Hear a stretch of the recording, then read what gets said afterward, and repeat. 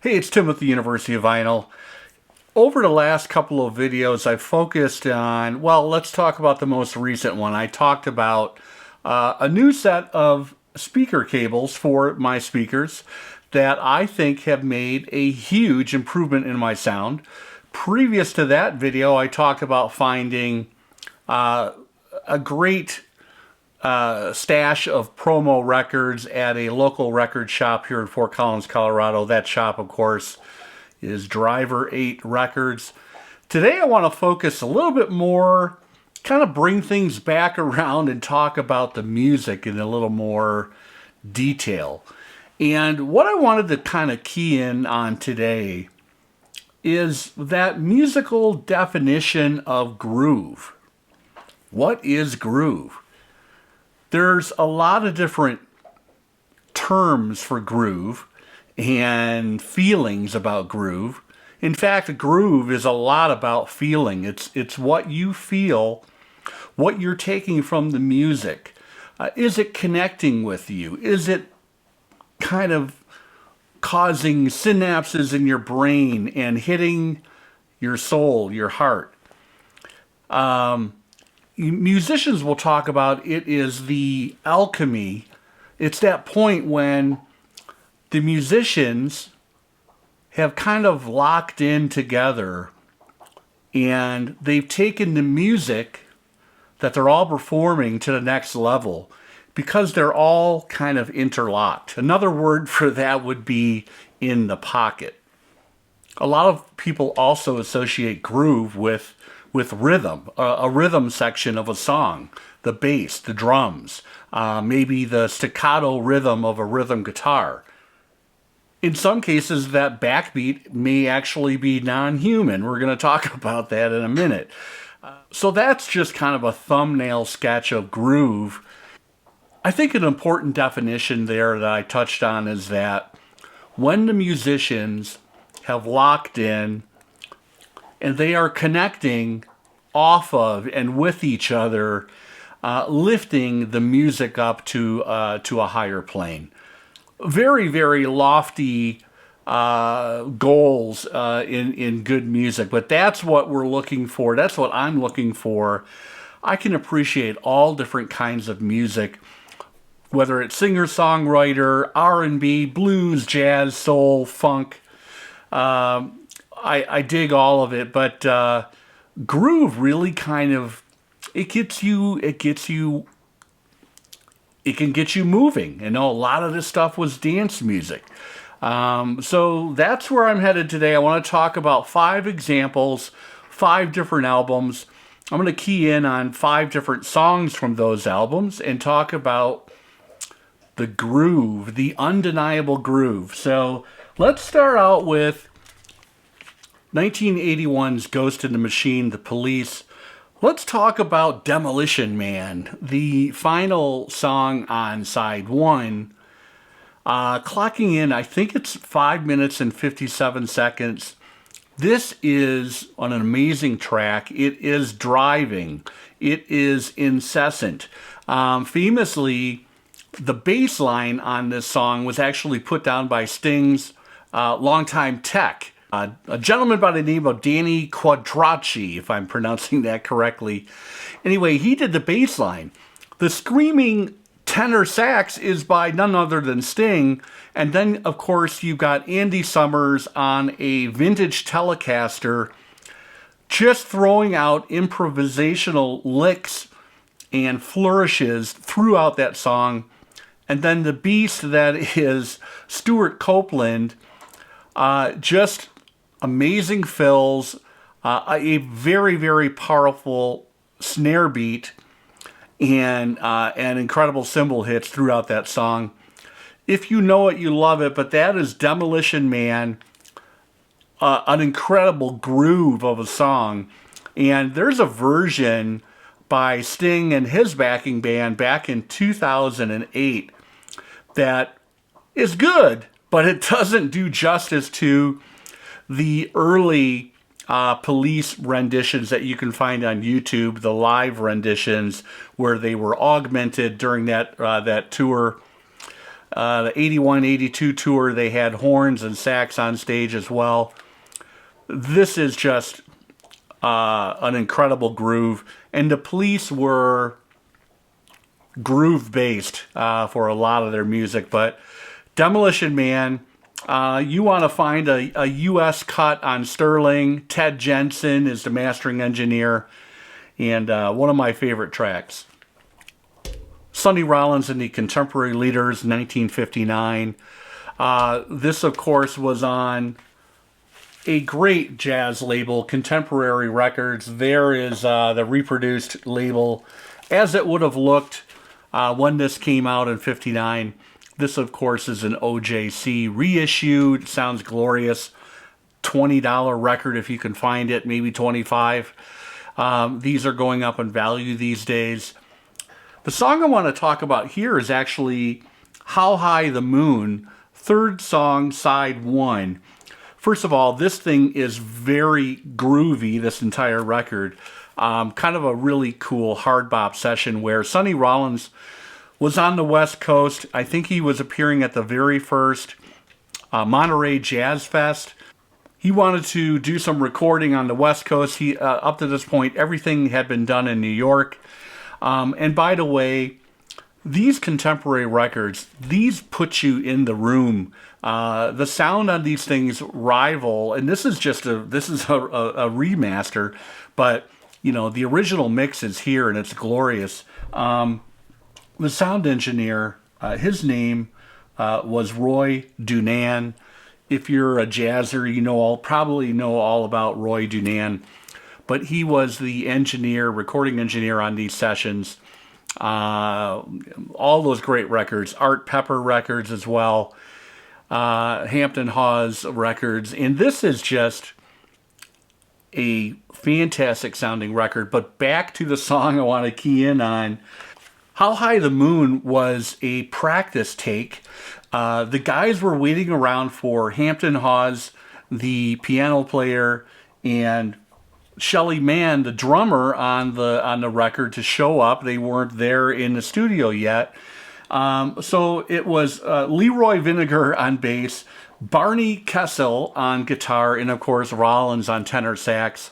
And they just ran through a practice cut of How High the Moon.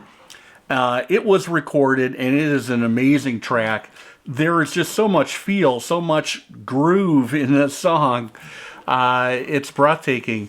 And this is, again, a fantastic sounding record. Highly recommended. If you don't have this in your collection, a little bit of glare here, make sure you seek this out. I'm going to talk about this on an upcoming episode of my Deep Focus Jazz. This is an important record that I'll talk about in another video. But there you have it. Sonny Rollins and the Contemporary Leaders. Basically, they put together a band, all the top guys that were on the Contemporary label mates, players, and they were put together with Sonny Rollins for this record, and it's a great one. There's a band that you probably are familiar with that, the two main guys in this band, the co-founders of Steely Dan, Walter Becker, Donald Fagen, they were all about the groove. They were all about the old Riverside label, the Contemporary label, the Blue Notes. They loved great sounding jazz records, and one thing they loved better than that was establishing a beat and establishing a groove in a certain piece of music. And a great example of that would be Glamour Profession, which is about a 7.5 minute long song, ending side A on Gaucho. Glamour Profession. So the backbeat was actually programmed by Wendell. I'm sure you've heard about Wendell. Wendell was a programmed drum machine that was developed for this album by Roger Nichols, the immortal Roger Nichols, longtime engineer with Steely Dan. And so you've got that backbeat for the glamour profession. And before and after some of the phrasing in that song, you actually have a real drummer who is adding fills and flourishes, and that's none other than Steve Gadd. Now, when we talk about the rhythm part, you've got Wendell, you've got Steve Gadd, and then holding up bass, you have Anthony Jackson, who's just such an incredible bass player, and a lyrical bass player, but definitely in the pocket.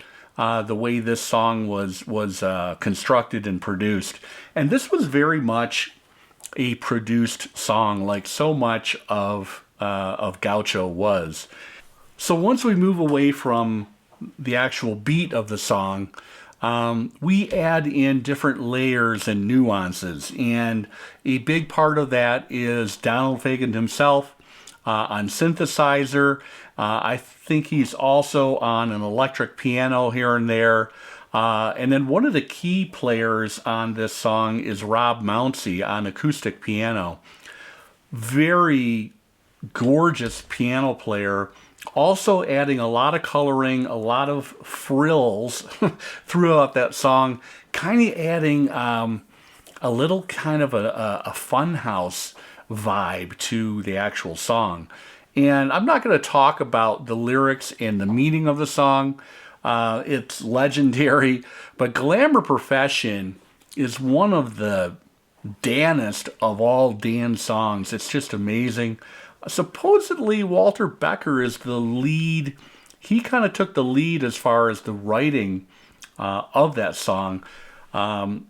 That's something I was just reading about, so I'm not 100% sure on that. I might have to go back to my reference material and check that. But now the other key element here, and that would be Steve Kahn on guitar. Steve Kahn, an amazing guitar player. He's played, well, he has some incredible albums with him as basically the leader. He was on a couple Billy Joel records. He's been with Fagen. He's been with Steely Dan on at least 2 records. Again, Glamour Profession, 7 minutes and 28 seconds long. And you want to key in the Steve Kahn piece here. First of all, he has some really cool kind of arpeggios and just fills that add a little lyrical element, give and take to the melody of the song.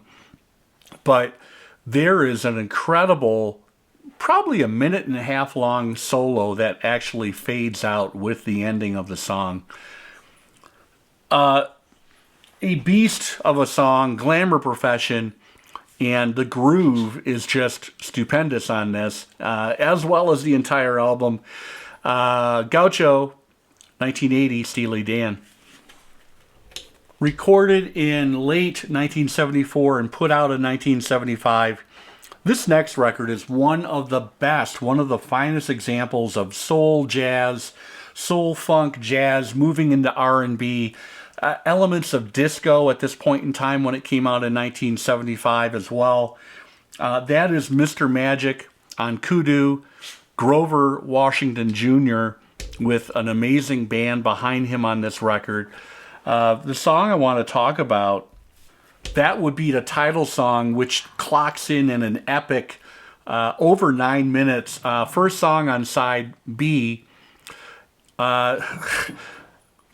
One of the key things about Mr. Magic, the title track, is the incredible shuffle beat that you have set up by Harvey Mason. Of course, he was one of Herbie Hancock's headhunters, and he is in amazing form all over this record. Of course, Grover Washington on tenor on this particular track. Amazing, amazing tone, amazing phrasing. And then you have some really fantastic bluesy guitar by none other than Eric Gale. Eric Gale, he is on another song that I was thinking about featuring, Late in the Evening, Paul Simon, an amazing song as well, 1980, 1981. So in addition to Eric Gale on lead guitar, you've got Tony Levin holding down the bass, and then just for good measure, we've got Ralph McDonald, cowbell, and other percussion stuff, percussion ephemera. This is an amazing sounding record. This was mastered by Rudy Van Gelder on the Kudu label, and pretty much cheap heat these days. You want to find this clean, of course, but an incredible record, chock full of groove. Mr. Magic, Grover Washington Jr., 1975. Last but not least, from 2006, Morph the Cat, from the master himself, Donald Fagen. This, of course, is the cut that was mastered by Kevin Gray and Steve Hoffman, Acoustic. This was a gatefold, as you can see, double LP. Just a groove-laden masterpiece. There's blues, there's slabs of groove on here. There is R&B, there's funk, there's jazz, there's a little bit of everything. It's an amazing listen. I want to key in on the song What I Do, which is the first song on side 2 of this 2-record set. So plenty of space for these songs to breathe. It's a 33 RPM. And interestingly enough, in the credits, What I Do, Fagen has little notes for every song. A conversation between some younger version of myself and the ghost of Ray Charles. So right there, you get a hint about the song structure here. But there's gorgeous electric piano. There is in-the-pocket drumming from Keith Carlock, the current touring member of the Steely Dan Orchestra. He's been out with Christopher Cross as well. Great drummer. If you ever get a chance to see him live, make sure you do. That is the kind of credits and lyric sheet for this record. Don't know why they went with that light green option there. It's very difficult to read. A look at the label. Not a super easy record to find these days. This, of course, was the third Donald Fagen solo album coming out in 2006. So what was that, a full 13 years after Kama Kyriad, the next previous record. So Morph the Cat, 2006, Donald Fagen. So, in ending today, groove. What is groove? I tried to, it's out there. People will have different definitions and different feelings about what constitutes groove in music. And you can find it in all different kinds of music. Today I just showed you rock and jazz with a little bit of blues and funk thrown in there as well, because many of these albums have got different elements. That's what makes the best music. But I think, the overriding definition I would key in on here is those connections between musicians as they kind of lock in together and find common ground, and they're lifting the music that they're sharing in performing to another level, and that is groove. So thanks everybody, take care, and we'll be back later in the week.